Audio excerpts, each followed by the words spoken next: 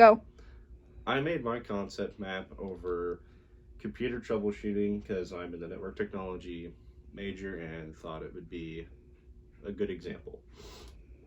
The problem is that the computer is not turning on, so you have three different hypotheses that you can run through, which is the processor could be bad, the power supply is bad, or the motherboard is bad because that is mainly where the computer is going to get power and how it functions.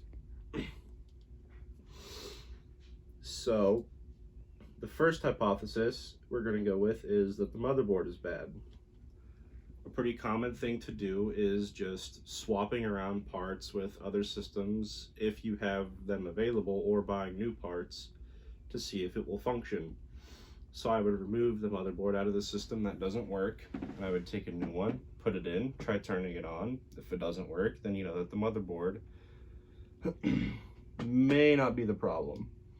So then the next one you would go to would be your processor, and it would be the exact same concept of swapping the processor to see if it will turn on or off. And if it doesn't turn on, then you would know that your processor probably isn't the problem. So then you would go to your power supply, because that is where your whole system is being powered from, and you would replace the power supply. And after you do that, if it turns on, then you'd know your other old components are good and you just needed a new power supply. And that is my concept, man.